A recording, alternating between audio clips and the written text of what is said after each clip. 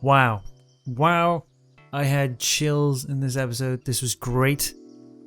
So, spoilers ahead for episode 5 of WandaVision. I don't know if you've seen it yet, but this is just going to be kind of my thoughts as a review thing, because I have tried to review each of these episodes individually, and the urge to talk about what's happening in them is just too much. So I'm here to share, okay? So let's talk. This is exciting, isn't it? This is exciting. This week-to-week tension was difficult at first. I didn't fully trust that they were going to deliver at first. I believed in Marvel, but obviously this is something new. Didn't see where it was going, but now this is good. This is really good. So we were last seeing Wanda exercising her full control over the town by removing Geraldine, or as we know as Monica Rambeau, outside of the Hex. But the cracks are forming. No, they're splintering. Even so, business as usual. We start with the 80s sitcom. I'm getting kind of Married with Children vibes. All is seemingly well, except Wanda and Vision are struggling to control their newborns. Right there from the start, it just sets up our overall theme of this episode. Wanda is losing control. It's understandable if you can't get your kids to go to sleep, but it is interesting to see where this is going. Agnes is becoming a bit more brazen, don't you think? With her comments, like she's breaking character, and this again is like showing their strengths in the show, like being able to go from this sappy, laughter-fueled comedy 1 second, and then the next reality seeps through, and with all of its persistent seriousness. It's really cool. It's a testament to not just the writing, but again, the performances are just fantastic. Vision seems to be slowly breaking free of Wanda's control.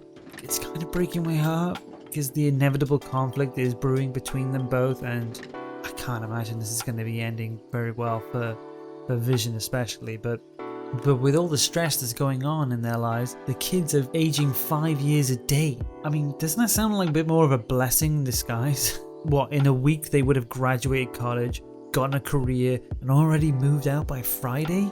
This is the dream, right? But the dream is becoming unstable, and I think SWORD is to blame for this. I knew it.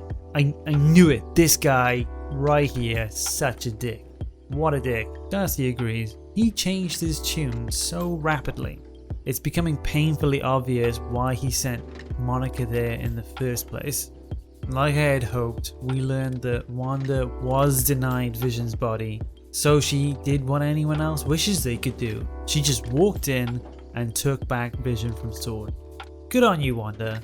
Also explains why the nuance in changing SWORD's acronym from Sentient World Observation and Response Department to Sentient Weapon Observation and Response Department. They needed to have a bit more of an incentive to do something so shitty to Wanda and Vision.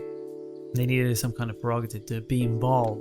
And then Dickless here decides, I'm not going after Wanda Maximoff myself. She's an Avenger. Let's just send Monica Rambeau alone with little to no idea what she's about to be sucked into. Is this true? Yes, it's true. This man has no dick. So, classic S.H.I.E.L.D. shenanigans, a bit of compartmentalization here. I'm sure Fury would agree.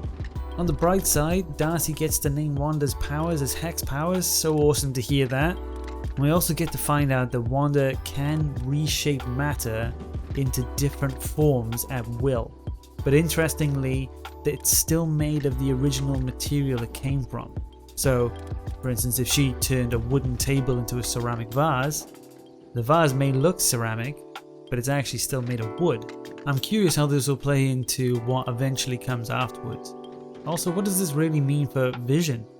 How is she resurrecting his body? I'm still not sure. I feel like she's still powering his body with just her energy, her power itself, and he's kind of running on his own base systems, maybe? I'm not sure. Talking about resurrections, Sparky the dog. Mephisto, you up to your tricks again? I got a feeling this reoccurring insertion of animals into Wanda's life, thanks to Agnes, is certainly a trend now. This time though, with little Tommy and Billy, Wiccan and Speed, if you know from the comics.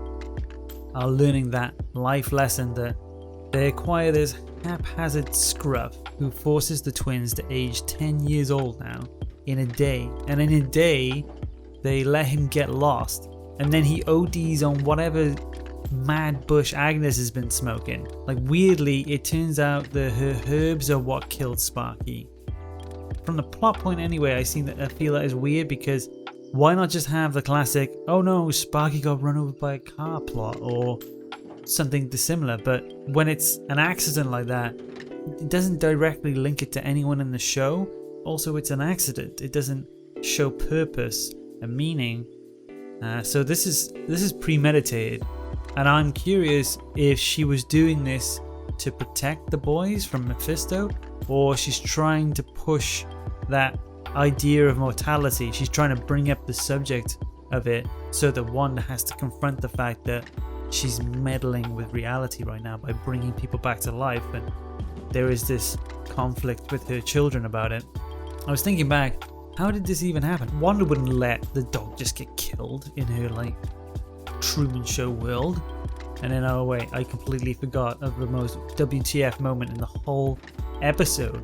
Wanda just straight up walked outside the Hex and confronts Sword head on.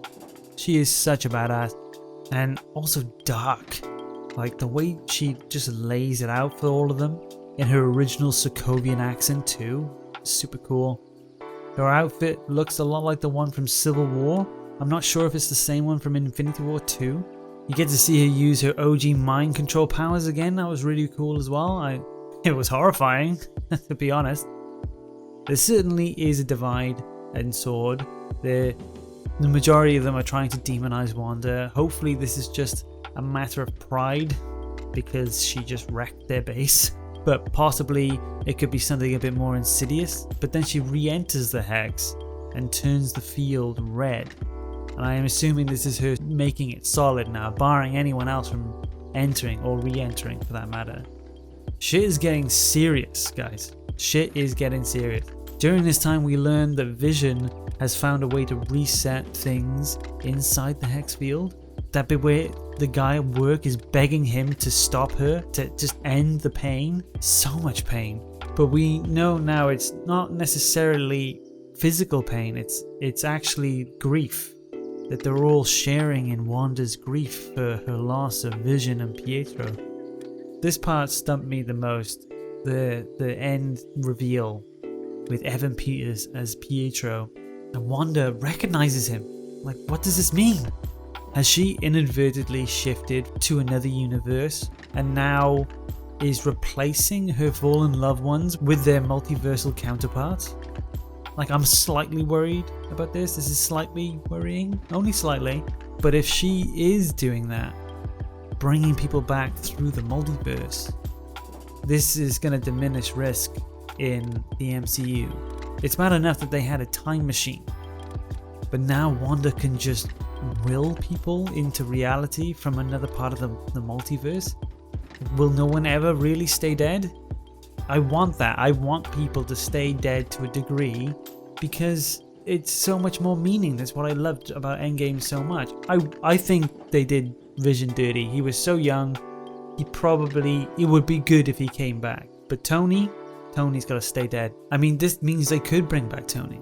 It would be funny though if they brought a cameo of Tony from another universe where Tom Cruise played him. That I'd be behind. That would be pretty funny. I'd actually find that quite interesting. But again, as worrying as it is, I'm still really excited. But again, why Evan Peters? Does this mean Aaron Taylor Johnson didn't want to return? Or did they not want him to return? Or is there something even crazier going on? Maybe they just knew that Evan Peters' powers as Quicksilver were just the best and they're just trying to add that to their catalog, to their roster. Anyway guys, I had to talk to someone about it, so here I am talking to anyone who will listen. Let me know in the comments what you thought about this week's episode or where you think things are going. Make sure you hex that like button because I always appreciate it. I'm loving this week by week discourse.